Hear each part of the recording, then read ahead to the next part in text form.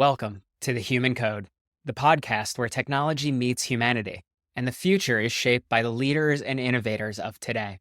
I'm your host, Don Finley, inviting you on a journey through the fascinating world of tech, leadership, and personal growth. Here, we delve into the stories of visionary minds who are not only driving technological advancement, but also embodying the personal journeys and insights that inspire us all. Each episode, we explore the intersections where human ingenuity meets the cutting edge of technology, unpacking the experiences, challenges, and triumphs that define our era. So, whether you're a tech enthusiast, an inspiring entrepreneur, or simply curious about the human narratives behind the digital revolution, you're in the right place. Welcome to The Human Code. Today, we're joined by Derek Lundsten, a transformative leader passionate about the intersection of humanity and technology. As the president and chief culture officer at LifeGuides, Derek is redefining how technology connects people through mentorship and shared human experiences. His career spans innovative ventures, including his leadership of Scrimmage and advisory roles in healthcare technology startups, where he focuses on empowering individuals and teams to thrive. In this episode, Derek shares his journey of combining spiritual exploration with technological innovation. We'll dive into the founding of LifeGuides and its mission to harness technologies to match individuals with mentors, providing empathetic support during life's challenges. Derek also explores the delicate balance of leveraging technology while maintaining meaningful human connections in a rapidly digitalizing world. Join us for an inspiring conversation about the future of technology, the enduring importance of human connection, and how we can navigate a world increasingly shaped by AI and innovation. I'm here with Derek Lundsten, and Derek and I have just had a nice little pre-show conversation. I'm really digging what we're going to talk about today. But Derek, first question for you. What got you interested in the intersection of humanity and technology? Well, thanks for having me on, Don. And the topic is very relevant. So I think on a simple level, I've always been more interested in humanity and what drives people as at the core. And the technology piece, I think, happened circumstantially, just in many ways based on the time that we live in. But from a young age, I've been interested in pursuing what drives people, their purpose, their interests, and why we're here. And that's something that I've personally explored. And I'm spending a considerable amount of time in my education studying that from a philosophical and a psychological perspective, really what makes people tick. And like I said, as I entered the workforce following studying in university, I ended up working in consulting and technology businesses that were focusing specifically at the time in the healthcare space. And so that lent itself to a natural convergence of where humanity and technology come together. And over the last couple of decades, that's only really accelerated as we've seen the renaissance of technology, as I'm going to refer to it, and what we're seeing now on the topic of artificial intelligence and personalization. It's just getting more and more accelerated from that point of view. So I think we're at a really fascinating moment of the convergence of humanity and technology. And I've had the privilege over the last couple of decades of building businesses and starting companies that have been in that space. And even the one that I'm working in now, which I might share LifeGuides, which we'll talk a bit about, but at the core, the entire essence of that business is about the intersection of humanity and technology, using technology specifically for the purposes of connecting people to other people who can be mentors or guides in navigating life experiences, life events, and life challenges, helping people to be at their best, or in moments of challenge or struggle, to be there and be supportive and empathetic resources and drive efficiencies of accessing those resources to improve their life circumstances. That's what we do. And that's really core to what I am doing in my life's work. So yeah, great question, Don. And I love this. And I feel if I ask you questions about your personal journey, we're going to end up hitting on LifeGuide as well. And like in both sides of it.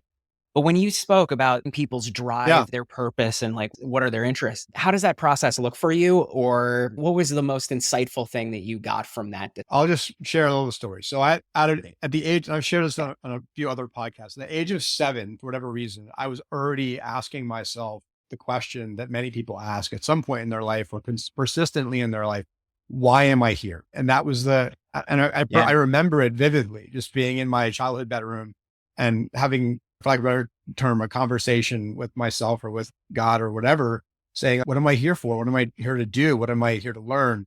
And that question has driven me for my entire life in terms of things that I've pursued or studied or just been interested in. And similar to this idea of connecting with guides, the idea I can't imagine, or I know for certain that I'm not the only person that experienced that question or experiences that question, either, like I said, consistently or at some moment in their life where they have an awakening and they're like, what are we doing here? What am I doing here? And yeah, I've just always been fascinated by that question in other people's lives as well. Like, why do people do what they do? Why are they interested in what they're interested in? Why are we connected in the certain ways that we are? And as I said, I studied as a spiritual seeker for most of my early teens and early 20s, that question from a spiritual lens, studying philosophy. I was particularly interested in existentialism and Eastern philosophy. I've gone on a whole faith journey that's brought me back to a true personal relationship and where I look at that from my intersection with God. But at the end of the day, we're here in this temporal realm of connections and relationships and lots of possibilities and things to explore. And so I have always been fascinated by people and by that aspect and how that layers through generations and through our kind of existence as a species about what makes people tick. And technology has been an accelerator of information, of knowledge, of the ability to apply that knowledge and reorganize how power structures and organizational structures are formed. And there's been many instances along that journey, Don, that have been important for me. But I also think that like that question, to your point, I was in an entrepreneurs group that was specifically focusing on this idea of, okay, we live in a world of exponential technologies. Think genomics, think artificial intelligence, think robotics, think longevity. This was 10 years ago. And the question was, okay, if those technologies are going to influence the trajectory of human innovation and potentiality, the question that myself and my business partners that we met through that group were asking is, what does not change? What makes people? What makes humanity? What is unique to us in terms of that spiritual, that emotional, that desire for love, that desire for purpose, that sharing of empathy, that sharing of life experience, that sharing of wisdom, that sharing of struggle? That's what makes humanity. And we said that those things are not going to transition. And so with that as the foundation, what we build, that would still be there regardless of how we change from a technological standpoint. So if we develop revolutionary technologies related to how we can feed people or to manage the crises that we inevitably face, or that we can heal diseases, or that we can reverse aging, or that we can travel into interplanetary realities, like what's still going to make humanity? And that was part of the driving question of this particular group. And more specifically for the business partners that I met and we created with. And that's really where LifeGuides was birthed, was through that network. Is now coming back to LifeGuides Yeah. because LifeGuides, you briefly mentioned, it's basically using technology in order to match people based on like their needs. And so how does that look for you? Yeah. So I'll share in the context of that group, there was actually a specific topic. So my business partner and another one of our partners, they were sharing their experience that they had both become caregivers for their parents who had dementia. And at the time, these are mid 50s, late 50s year old or early 50s, mid 50s year old gentlemen that had experienced financial success. They were well educated. They were well networked. They experienced the world. And even with all those privileges and even with all that opportunity, there was still this acknowledgement that it's really hard to be a caregiver because of their demands on your emotions, on your identity, on seeing your parent go through that evolution in their life, their eventual degradation of their quality of life and transitioning of their life. And let alone the emotional, there's also the financial and the practical considerations that you have in a caregiving relationship. And so they had this question acknowledgement. So imagine for us, it's this challenging. How much harder is it for people that don't have the means, the education, the financial resources, the connections that we've been blessed to have? What if we could build, and one of those partners actually was a founder of Match.com.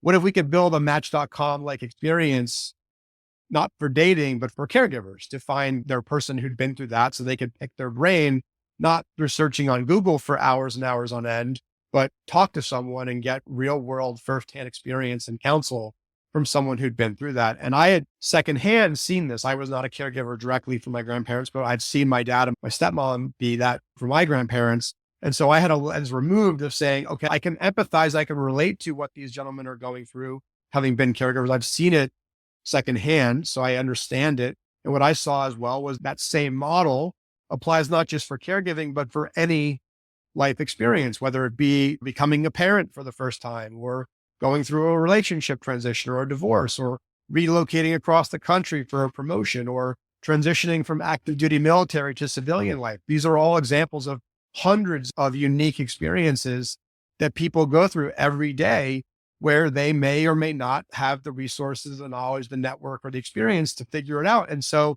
it's invaluable to be able to talk with someone or some people who know personally and have been through it and successfully been through it.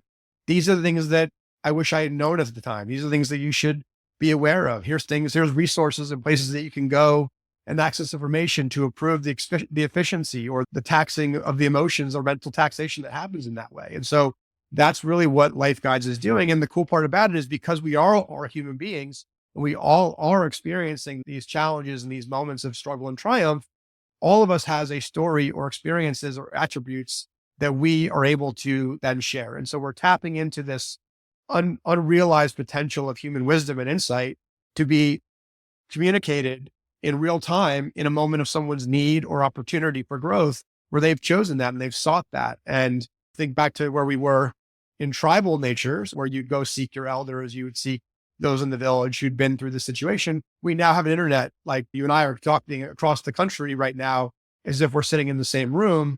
And same thing, you could talk to someone on the other side of the world who had been a caregiver or who had been through a certain situation that might have a knowledge or experience, and you can learn from them in a very rare and unique way that is now becoming more and more accessible because of this technology innovation. I love what you're talking about. And when you were speaking, one of the things that came to me is, I have a spiritual teacher who says, your experience is unique, your story. And basically what he's getting at is, there's other people out there who have been a father. There's other people who've been entrepreneurs. Your experience, though, is 100% unique and valuable in that space. But there are people who have gone through this in the past. And it sounds like LifeGuides is really helping to align with the community that goes there. And another human trait that we've talked about is the tribalism and feeling belongingness, and knowing that there's somebody else out there who has gone through and been a caregiver successfully, and being able to pull that information out or rely on that voice to be able to help you. It's something LifeGuides really staged to help a lot of people out. So that's a very profound statement that you and your teacher made. And that's exactly what we're doing. There are many people who have similar stories, and yet all of us has our own experiences and values and limitations and beliefs and just uniqueness that makes that slightly different. And that provides that nuance, that provides that sense of personalization, that provides that deeper level of connection when you start to unravel some of those threads that are special to you, but also are transferable, frankly, to other people that are going to help on their experience and how they reflect in that shared story. And there's power in that. And that's also, to your point, we believe, and we see this firsthand, that when you go through something challenging or even traumatic, the reason for that, the purpose of that, is one, to help you, but also to help others, to be shared, to be transformed and transmuted in service, so that it is recycled and repurposed and reused to help other people on their way. And I believe that at a core level, that's what we're doing. And so it is an exciting time, and we can only do it right now because of the technological advances that have happened in how people are now comfortable in the sharing economy, if you will. They're more comfortable in connecting and being more open in this kind of format that you and I are speaking in right now, or over virtual tools. They're more comfortable in confronting mental health or what were historically stigmatized topics that people didn't go there. But now we see that. And social media and the way we're doing this are normalizing and bringing awareness to that way that we all are experiencing life. And there are certainly shadow and challenging sides of that as well, but there's also a massive gift and opportunity that we see that we're capitalizing on and sharing on. That's fantastic. And I love that you brought up the shadow side of this, because there's the shadow that we know, or I guess the shadow is never anything that we know, but there's the good shadow, and then the shadow harms us on an individual level. But I'd like to go to the technology side of this. Your mission is powerful. There's direct benefit that millions of people can see from the work that you're doing. Not the people that work with you, but additionally the people that they interact with as well. Where do you see technology as hindering like our mental health, And then additionally, where is technology helping to align us with our own well-being? Yeah. So back to social media for a second, I'll comment on that and also talk to hardware. So what social media has done that is both a blessing and a curse, for lack of a better term, is that it's accelerated everyone's information access and awareness of other people in real time. It's also created what I'll call more people are much more surface level. Like we hear about this context all the time. We're more connected and more lonely than ever.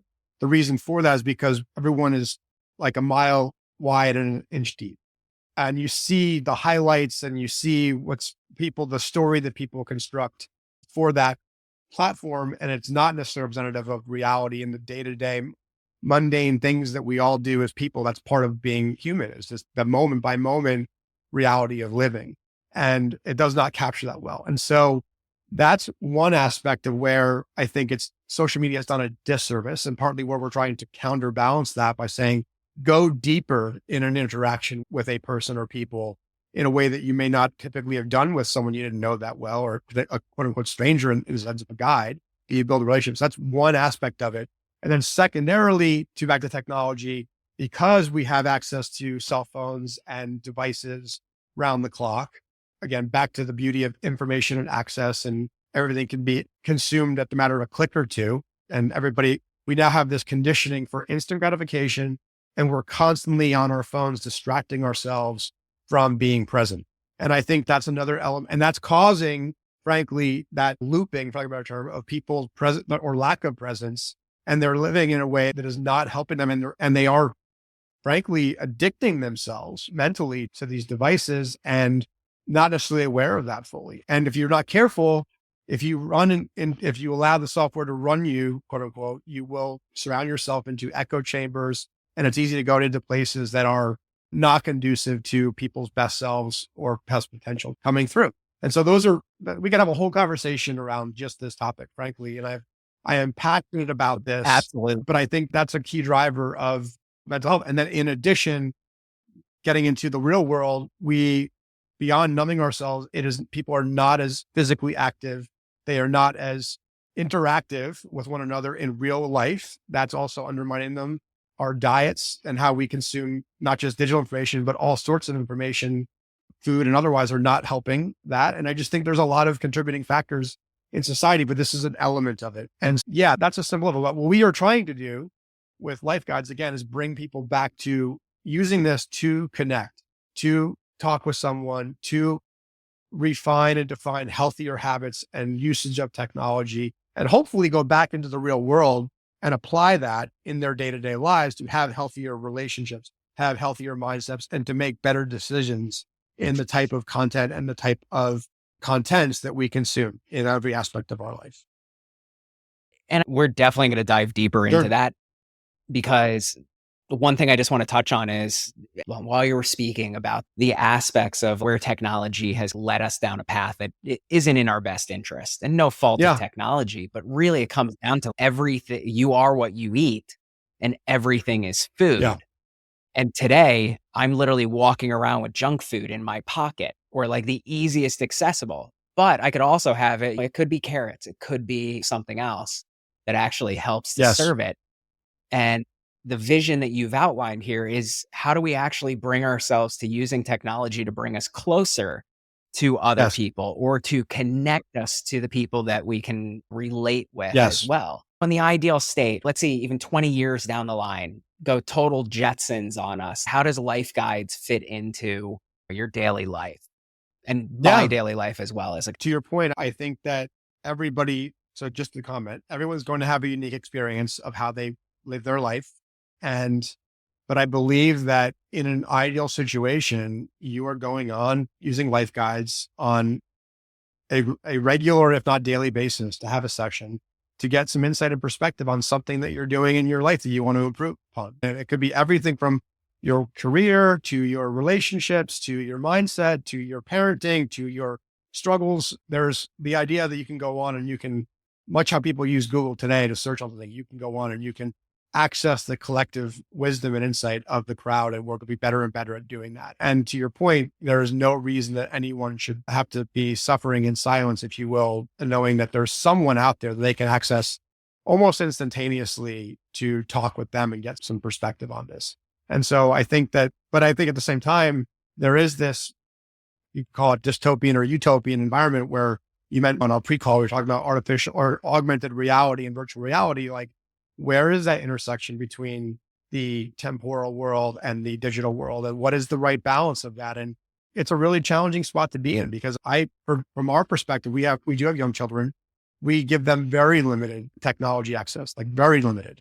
People would probably say it's on the extreme, and that's intentional considering that I'm in the technology business. And I have other peers that their kids are literally wrapping headsets around and they're gaming multiple hours a day. And there's a use case that says that's part of the reality that we're moving towards. And so there's a lot of research on both sides, and there's no clear answer, although my gut says that for the mental health and long-term best of what makes human beings human, you need to give a healthy dose of nature, of genuine human connection and non-digital interventions to then be supplemented with the best of technology, access to speed of information, and to be doing it in a way that you are in discernment. And I'm not going to use control, but you are calling the shots on how technology is playing a role and a supportive role and a tool, as opposed to you are at the control of the technology and the information itself.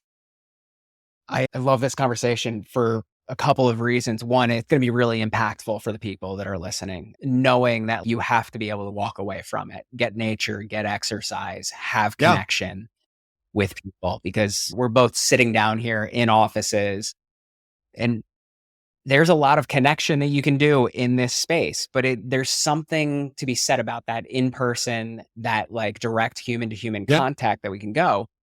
And I know for myself, like I have an AI that I've trained as Carl Jung.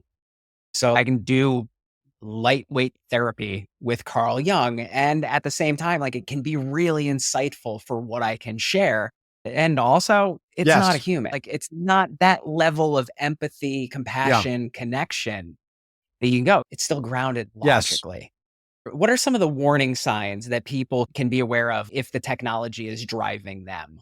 Like, how do you wake up from that? So that's a whole, let me share something that supports what you just said, then I'll answer your question. So there's some research that shows right now with like chatbots or AI therapy type of interventions that the initial experience of chatting with a bot, for example, or with even an avatar of Carl Jung, for instance, which is super cool, by the way, that we can do that.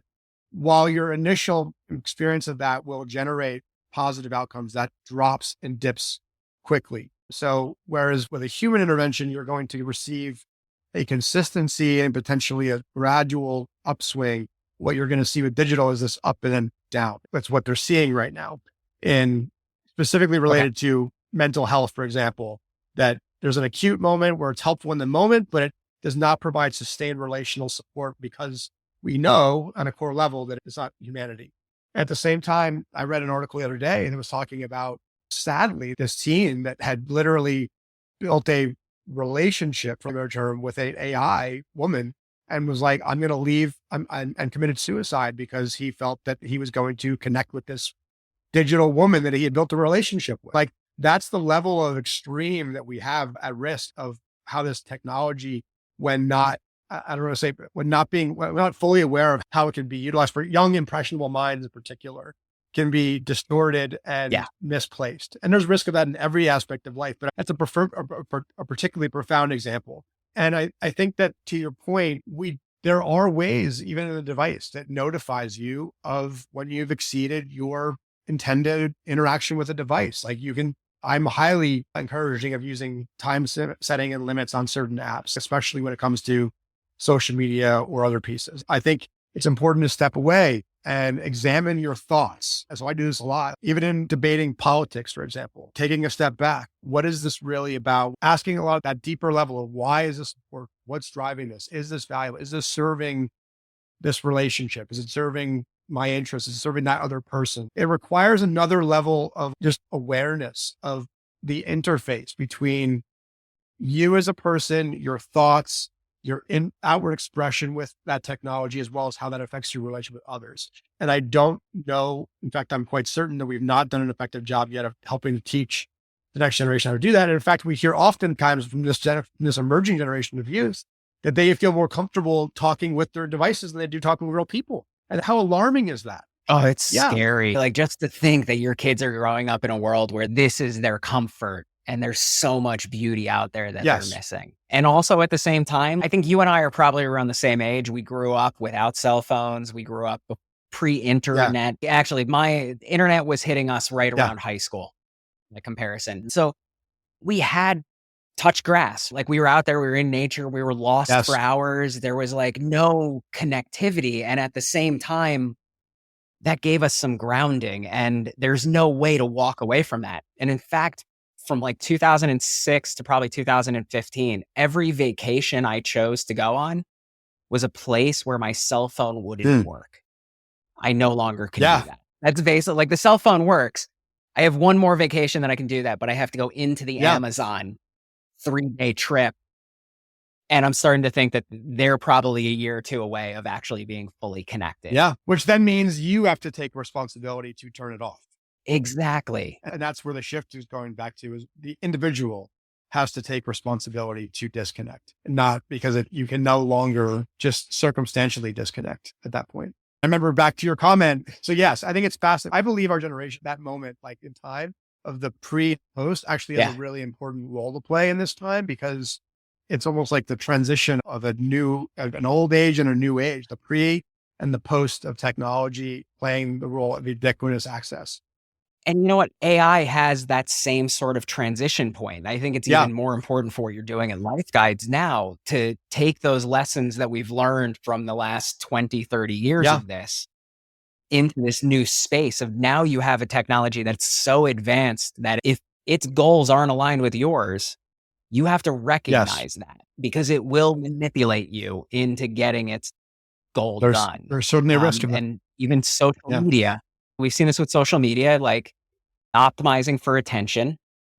It figured out that fear and anger are great ways to get you engaged.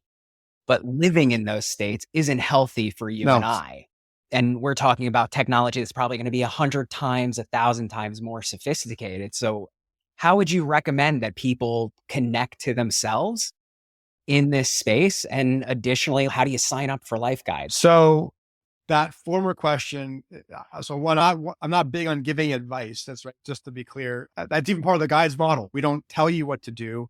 We ask questions to help you figure out what is important to you, and to help mirror information that would be useful in that. And also to share from my experience or from that person's experience, what might be helpful to know. For instance, to that point, I have personally experienced a lot of value in being very intentional with create windows where I am disconnected from technology, that I am present with my children, with my wife, with my family, that I am prioritizing physical exercise and prioritizing my dietary choices and how I show up in the 3D world independent of technology, and that I seek out opportunities to be around people and to be around both trusted relationships and new relationships, and to learn about that, and to and put myself in environments that might even make me uncomfortable, with the intention to work that muscle, if you will, and then to be able to use that and apply that in the lens of technology. And so in some ways it is simple to understand it, but it's not easy to do. And that is something that I have made it a practice, and I track it. I hold myself accountable to these things, right? On a day-by-day basis. I see we're both wearing Oura rings, and like, that's just one example, but it's not to the point where even all those other things outside of technology are being tracked. And that's my suggestion. And seek counsel, not advice, but seek other people who have a perspective on this and get their point of view on it, particularly if you're challenged or believe there's something that you don't know, do it. And so then to your question about LifeGuides, at the present moment, we only offer LifeGuides through employers. So at some point in the future, we will offer this as a consumer product. But right now, and there's a whole reason why we've done it this way, which is a whole other conversation, we offer it through employers. And if you want it, talk to your manager or talk to your team and say, can we buy LifeGuides for some subset of our population or the whole company so that you can have access to it? And the reason why we do this is because we believe that the intersection of work and life is a really important fulcrum point. And that's because we spend considerable time in our work that's a place where that starts to matriculate outside into both spheres of influence of people's lives. And yeah, go to lifeguides.com, put in a Okay. demo request, ask for a subscription, get your boss to buy it, and you'll get access to this network of life guides. Yeah. That is absolutely fantastic. I can definitely resonate with that. We've been running Findustries for 12 years now. And in 2018, I had a little bit of a midlife crisis myself, in which I sat down and I said, we're hitting all our numbers. Everything's looking great. I'm working like 100 hours a week and I don't mind it. But at the same time, I'm missing out on connections with friends and family. And so what we ended up doing is, after the story's longer, but really the end result of it was, we're only going to work with friends. And so that means changing how we interacted with each other. It changed half of our clients. We ended up having end some relationships in a peaceful manner. But at the same time, we changed it that way. And so your angle of going through the employer-employee relationship in that is a really impactful spot in people's lives. So really awesome. LifeGuides.com is the website. And Derek, thank you so much for being on. Thank you for having me, Don. It's been a pleasure, and I appreciate your curiosity and your enthusiasm for this topic. Thank you for tuning into The Human Code, sponsored by Findustries, where we harness AI to elevate your business. By improving operational efficiency and accelerating growth, we turn opportunities into reality. Let Findustries be your guide to AI mastery, making success inevitable. Explore how at findustries.co.